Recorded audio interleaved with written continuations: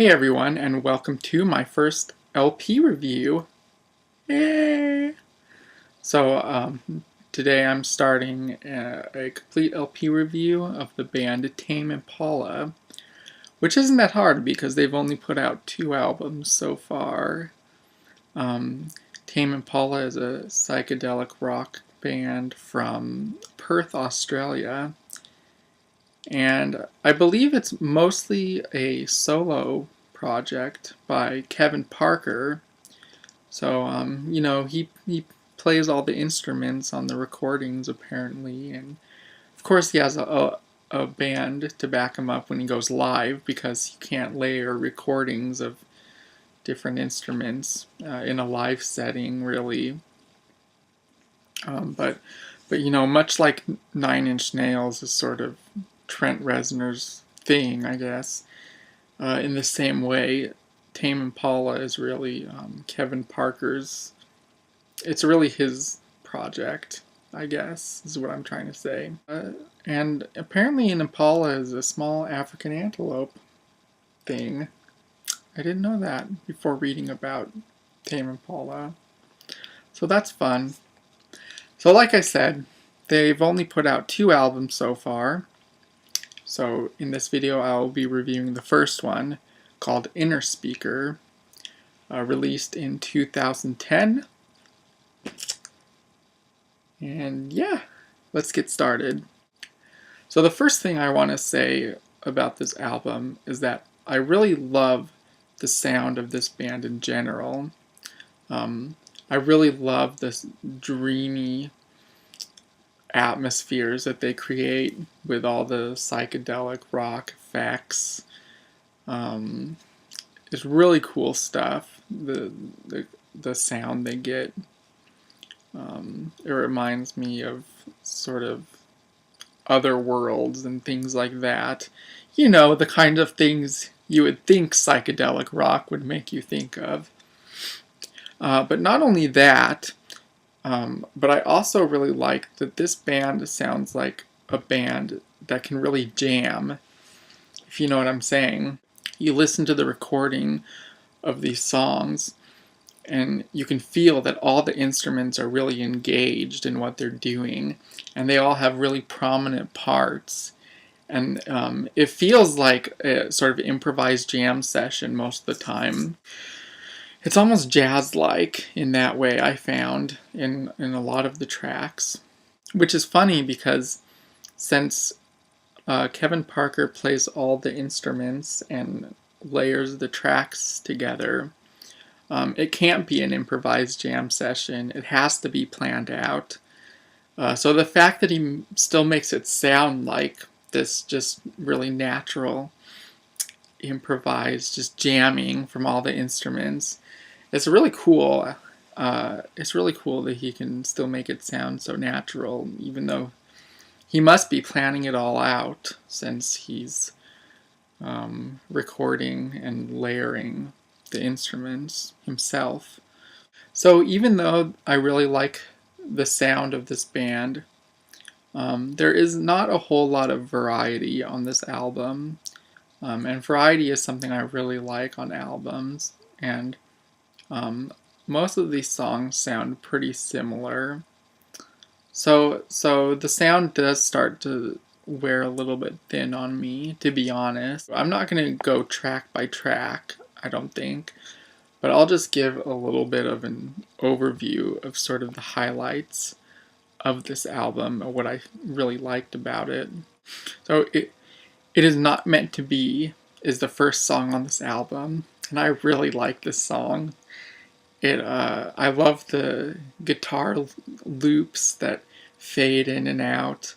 It's really gives it this really awesome, dreamy sort of sound. The drum is really cool. I love the bass melody. There's this bass melody that appears under all the guitar looping and the drums. It's really prominent. It's surprisingly prominent, actually, for the bass.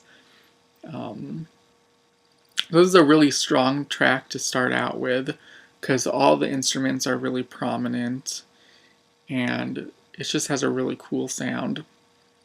Then the next song, Desire Be, Desire Go, it's okay.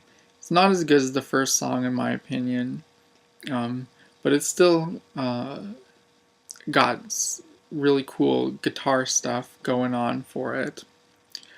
But then after that, I feel like a lot of the songs really start to sound similar. They start to bleed together. There's not a lot of things to make the tracks stand out until the middle of the album. Near the middle of the album, I think it starts to pick up again, and this happens. This happens for me, starting at track 6, Solitude of Bliss. This is the first track I think where the album starts picking up again after having some songs that sort of sound really similar.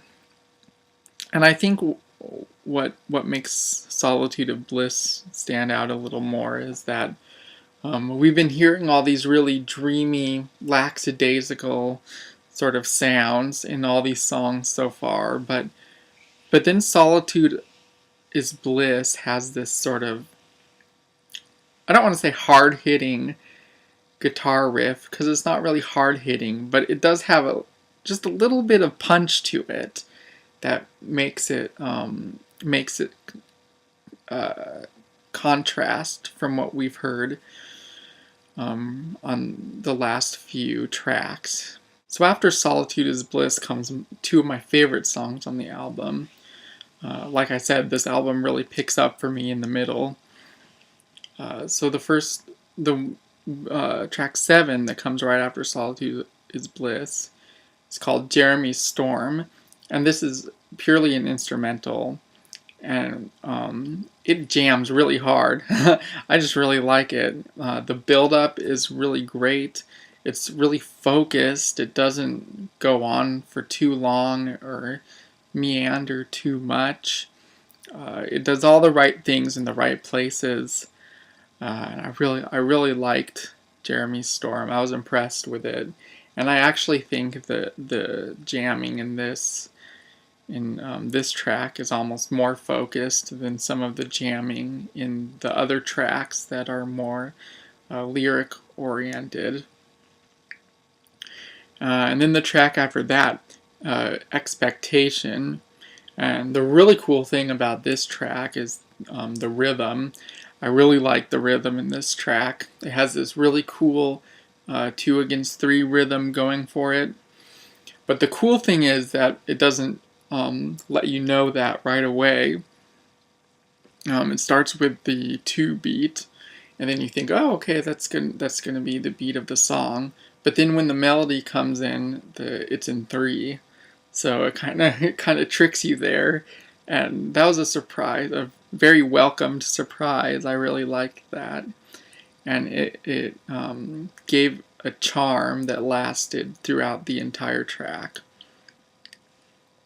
So then the next track is The Bold Arrow of Time, and I still think the album at this point is riding a really good wave.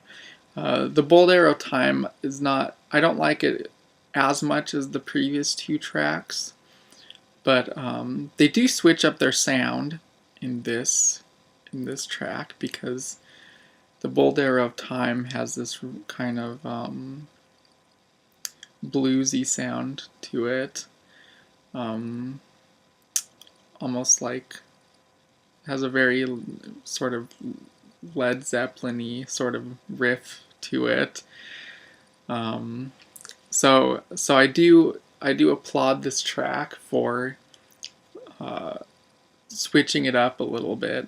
I did say this album lacked variety to a certain extent, but it does have some variety. I didn't mean to say it didn't have any. I was just saying I do kind of wish it had a little more.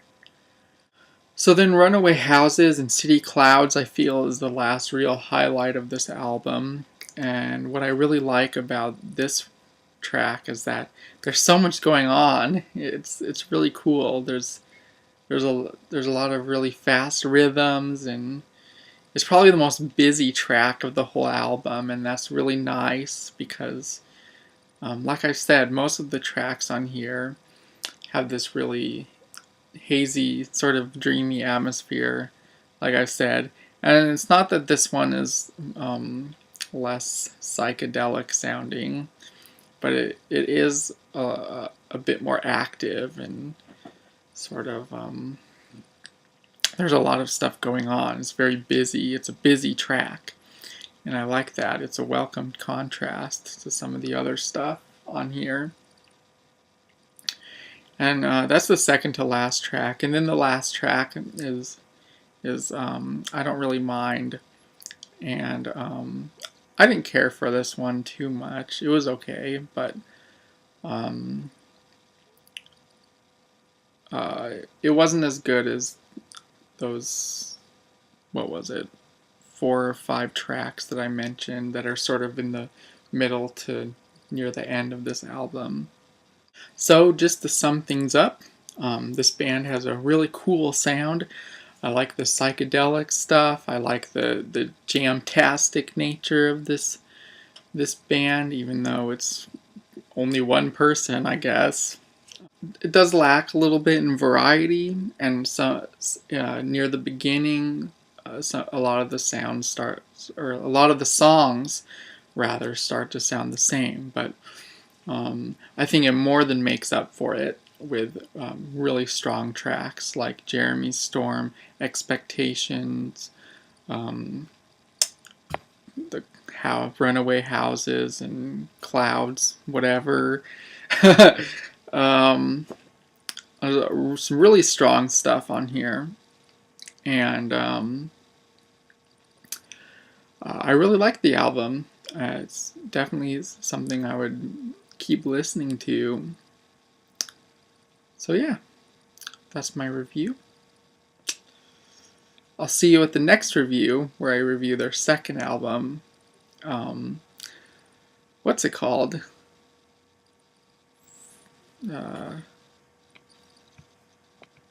Gee Willikers.